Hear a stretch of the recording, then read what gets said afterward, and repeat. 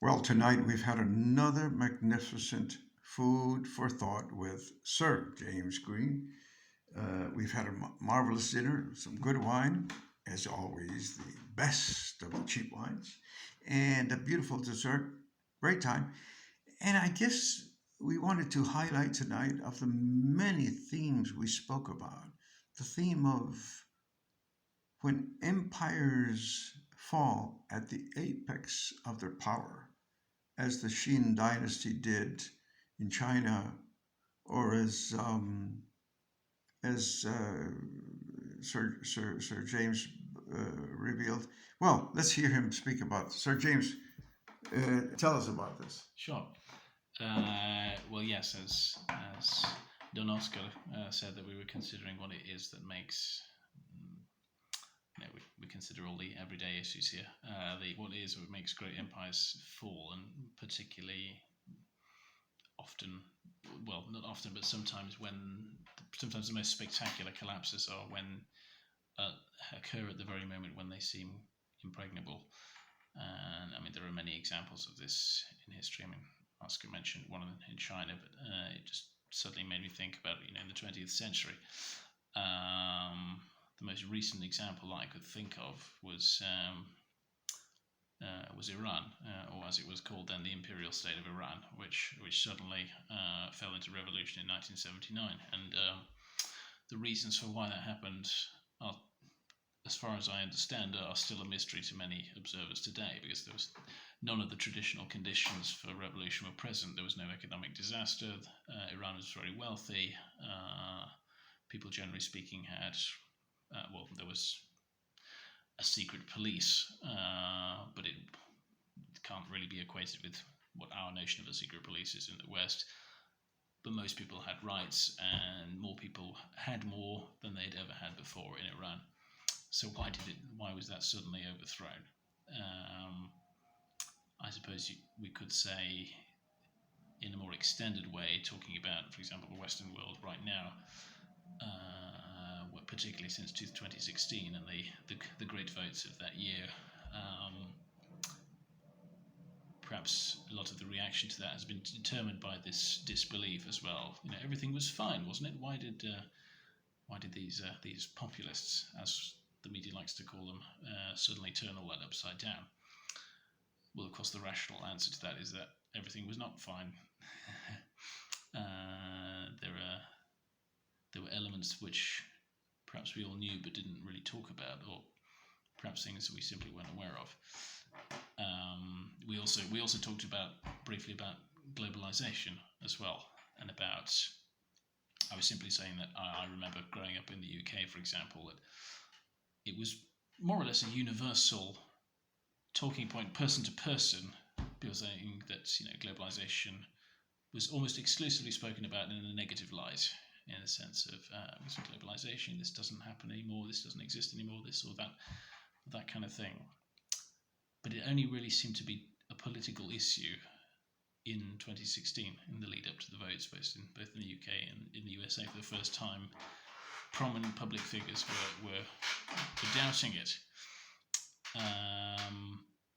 So it raises these questions about things that perhaps we consider to be inevitable and unstoppable. How true that really is, and yes, I think it does come into the discussion we had about empires as well. What it is that suddenly causes something which is seemingly at peace or stable to suddenly be radically destabilized. Is it an inevitable thing, or are there truly common elements? Particularly in the context of empires as well. It's a common theme throughout history that all the empires which were rapidly built, like in the first unification of China, or in the Western world, the Empire of Alexander the Great, or the Napoleonic Empire, for example, all of these involved huge conquests in the space of the lifetime of a single person. Genghis Khan would be another example. But all of them collapsed almost immediately after that conquering personality died. Whereas if you look at empires in history which expanded slowly but steadily, the prime example above all others would be Rome, who took 200 years to take control just of Latium in Italy. there was no period of an orgy of conquest, as it were. It was a slow but steady assimilation of other peoples. And history shows that those are the nations which tend to be more stable and more durable. So whether it is that, it takes time, of course, it takes time for people to accept new realities, and the quicker all this happens, the more unstable the whole thing becomes, because that moment of assimilation is in many cases in living memory. The context of Rome, for example, the southern parts of modern France had been Roman for over 2.5 centuries, for example, when parts of modern-day Romania became part of the empire. So people genuinely identified themselves as Romans, or at least significant portions of the literate class did, which perhaps makes a world of difference. Or compare modern Western empires, for example. Africa was colonized almost entirely in the space of less than a century, starting from the 1860s, 1870s. And of course, within a century, almost all of that had gone. Again, all in the space of a short time. Another thing we talked about as well was, we couldn't really work out if there's an actual term for this in scholarship, but I suppose the benevolence paradox is the name I'll give to it. The idea that, ironically, one of the things which is most guaranteed to, history shows, which is most guaranteed to bring about the collapse of an imperial system is, now this may sound strange, but excessive benevolence on the part of the imperial powers themselves. Now this may sound absurd, but history shows that empires are usually dismantled from the inside by intellectuals. That usually starts in intellectual circles. And indeed, if you look at most of the revolutionary figures who fought for independence, most of them enjoyed quite high standards of education, which was pursued in the imperial capitals themselves. I mean, I'm thinking, for example, in the case of the UK, many African prime ministers, Gandhi, for example, and Nehru of Pakistan and India were both very highly educated men, and both of them lived and worked and studied in Britain itself. Compare this, for example, to the Middle East and the Ottoman Empire, which ruled the Middle East for almost 5 centuries. Famously, there were no universities outside of Anatolia. I never knew this, but I actually had a flatmate who was from Jordan, and he told me this once, and I was quite struck by this. There were no universities in the Middle East for hundreds and hundreds of years, and as a consequence, there was no intellectual classes outside of the imperial capital itself. And indeed, the Middle East has never been more stable than as it was under Ottoman rule. So this is kind of what I mean about the paradox. Ultimately, the higher the level of education in a country, particularly a multi-ethnic country, the more destabilized it becomes. And you could possibly, well, I think possibly more than possibly, this is of course extremely relevant for modern systems where modern nation states usually contain at least tens of millions of people, and there are almost no states in the world which are entirely homogeneous. The only exceptions I can think of are Switzerland and Japan. But consider, for example, in Europe, in the modern European Union, where you have 500 million people of wildly different cultures and backgrounds who have enjoyed a level of education which is unprecedented. And indeed, as we all know, that the system grows more unstable year by year. So these are the kind of thoughts that we're going through our minds, and as usual, we raise more questions than answers. But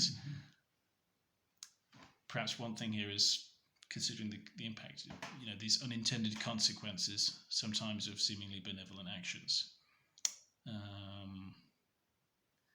Again, on the globalization, for example, which kind of meshes with both of these, we think, it was a dominant philosophy in the Western world really until now that globalization was an inevitable good thing. And you can perfectly imagine why, economists or highly educated university intellectuals argued strongly for this, because the evidence shows that national wealth and GDP goes up the more globalized, as it were, more open to trade with the world a country is.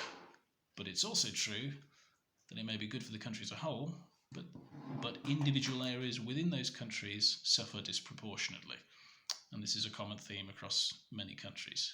Italy, for example, its industry in the south of Sardinia was completely annihilated when Italy joined the European coal and steel community, and it went from being one of the wealthiest and most prosperous regions of Italy to one of its poorest.